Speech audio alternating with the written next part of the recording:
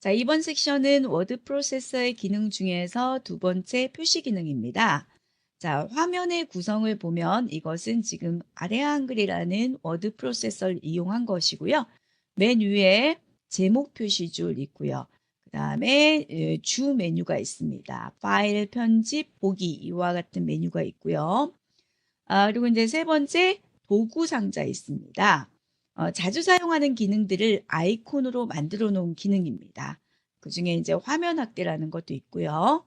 그리고 여기 지금 격자가 보이고 있는데 이 격자는 이제 문서를 작성하는 위치를 표시해 줄 수가 있습니다.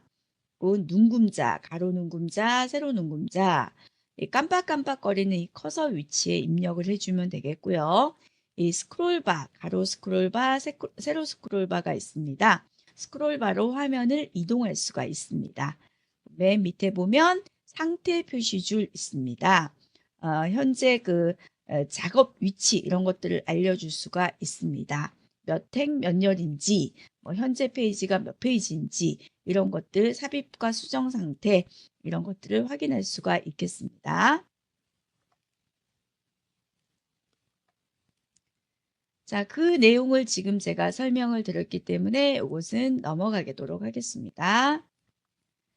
자, 그 다음에 이제 커서 이동이죠. 우리가 입력을 한 다음에 커서를 일정 방향으로 이동을 해야 되는데 탭키 누르게 되면 탭키는 이제 일반적으로 8칸씩 튀어갑니다. 오른쪽으로. 엔터는 줄 바꿈이고요. 홈이나 엔드 같은 경우는 현재 행에 맨 처음이나 맨 마지막으로 이동이 되고 한 페이지씩 위로 아래로는 페이지 업, 페이지 다운 키. 그다음에 커서를 한 단어, 공백을 기준으로 해서 단어입니다. 컨트롤 왼쪽 방향키, 오른쪽 방향키 해서 단어로 이동할 수가 있겠습니다. 그리고 이제 스크롤바 이용해서 화면을 이동하거나 휠마우스 이용해주면 빠르게 이동할 수가 있습니다. 우리가 입력을 하고 나서 화면에 표시하는 방법에 따라서 텍스트 모드가 있고요. 그래픽 모드가 있는데 텍스트는 화면 구성이 점이라고 하고요. 그래픽 모드는 픽셀이라고 합니다. 그래서 문자 정보를 많이 입력할 때는 텍스트 모드고 도형 같은 것들은 이제 그래픽 모드다라고 해서 텍스트 모드는 처리 속도 굉장히 빠르고요. 기억 공간도 적게 차지합니다. 인쇄하기 전에는 그 내용을 확인할 수 없습니다. 그래서 다양한 글자체 이런 것들을 하지 못하고요. 그림 편집 못합니다. 근데 이제 그래픽 방식은 화면에 입력한 그대로를 출력할 수 있다. 그래서 그걸 위즈웍이라고 해요. What you see is what you get. 너가 보이는 대로 그대로 결과를 보여준다라는 의미가 되겠습니다. 그래서 요즘은 이제 GUI 방식이기 때문에 대부분 다 그래픽 모드로 글자체 다양하고요. 아주 섬세합니다. 그림 편집 쉽고요. 대신 이제 처리 속도는 좀 느려지고 공간도 많이 차지하게 되겠죠. 요 텍스트 모드의 화면 표시 방식과 그래픽 모드의 표시 방식 요 두 개의 차이점을 기억해 주시면 되겠습니다.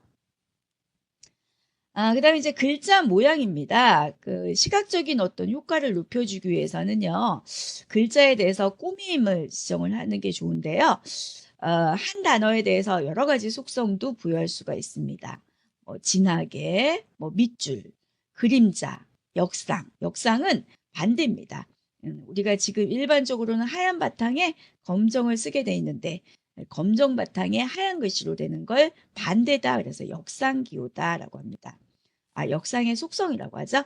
그다음에 기울임, 외곽선, 음영, 그다음에 이것들을 여러 개 묶어서 밑줄, 외곽, 기울임, 음영 이렇게 같이 표시할 수가 있다라는 거죠. 자, 그다음에 이제 글자 모양입니다. 글자 모양은 이제 그 중에 이제 첫 번째가 글자 크기가 되겠는데요. 자, 글자 크기는 포인트라는 단위를 씁니다. 1포인트는 약 0.35mm입니다. 그래서 거의 기본적으로 우리 워드 프로세서 쓸 때 10포인트를 기본으로 씁니다. 그러면 약 3.5mm가 이제 한 글자 단위가 되는 거고요. 이거는 인치로 따지면 1포인트가 약 72분의 1 인치에 해당이 된다는 거죠. 그 장평이라는 게 있는데요. 이거는 글자는 세로 크기, 이 세로 크기는 그대로 두고 가로폭만 늘렸다 줄였다 이렇게 하는 걸 장평이라고 합니다. 그래서 정각 문자는 이제 가로 세로가 딱 1대1 문자를 정각이라고 하고 정각 문자를 2분의 1로 축소한 걸 반각이라고 합니다. 그런데 이제 이 횡배다라고 한다면요. 정각 문자 1대1 문자를 가로 2배로 확대했다라는 거고요. 종배는 정각 문자를 기준으로 해서 세로로 2배 확대한 거예요. 양배는 뭐겠습니까? 양쪽 다 가로 세로 같이 확대한 겁니다. 첨자는 정각 문자의 4분의 1 문자예요.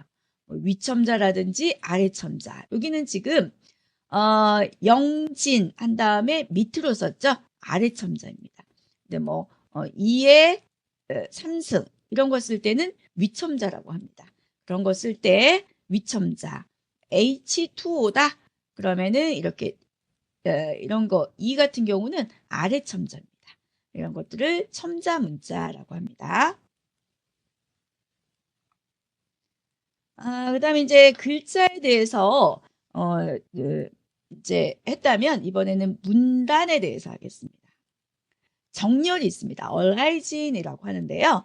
문서 전체 또는 일부분을 기준으로 해서 정렬하는 겁니다. 왼쪽, 오른쪽, 가운데, 양쪽 정렬이 있습니다. 양쪽 정렬에는 또 양쪽 혼합도 있고요. 이렇게 여러 가지가 있는데요. 여기 보면 글자에 보면은 왼쪽 정렬 그러면은 왼쪽이 가지런하다라는 뜻이에요. 왼쪽에 가지런 해주고 오른쪽은 이렇게 레그드 되어서 삐딱삐딱합니다. 이런 것들을 왼쪽 정렬이다라고 하고요. 그 다음에 이제 오른쪽 정렬은 이 왼쪽 정렬과 반대죠. 오른쪽이 가지런해지고 왼쪽이 삐딱삐딱. 그런데 여기서 가운데 정렬이다. 이 가운데가 기준입니다. 왼쪽 오른쪽이 다 삐딱삐딱 이렇게 되는 거죠. 보통 시 같은 것들은 가운데 정렬 많이 하고 있고요. 뭐 가장 많이 쓰는 것들은 이제 양쪽 정렬이 됩니다. 양쪽이 다 가지런하는 거죠. 이렇게. 이제 양쪽인데도 배분 정렬이 있습니다. 그러니까 여기 같은 경우는 양쪽이 다 가지런한데 마지막 글자에서 기능 이다는 이다점 요 세 글자밖에 없어요. 없지만 이것들을 양쪽 가지런하게 하기 위해서 이다를 배분했습니다. 공백을 기준으로 해서 이것들을 양쪽 배분 정렬이라고 합니다.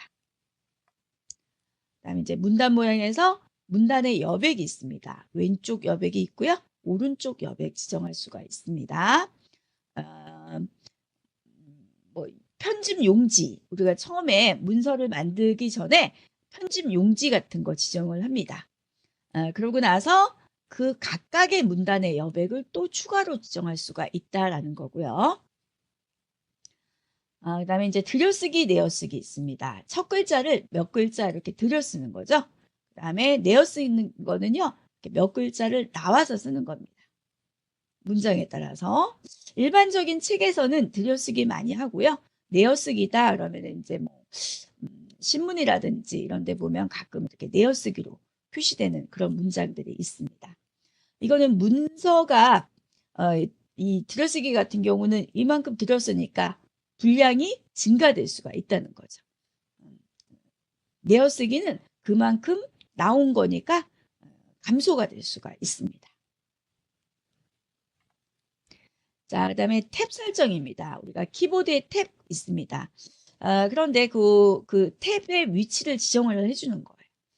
기본적으로는 이제 8칸으로 되어 있는데 위치를 뭐 균등하게 할 수도 있고 아니면 이렇게 균등하지 않게 여기는 8칸, 여기는 10칸 이런 식으로도 지정할 수가 있습니다.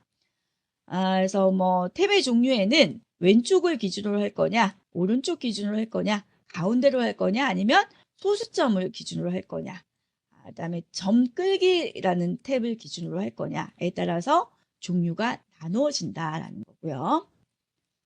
그다음에 인제 스타일이라고 있는데요. 요거는 우리 그 글자 모양이 있습니다. 글자 모양 좀 전에 했고요. 문단 모양 왼쪽 오른쪽. 글자 모양 같은 경우는 뭐 진하게 뭐 밑줄 이런 것들이 있었고요.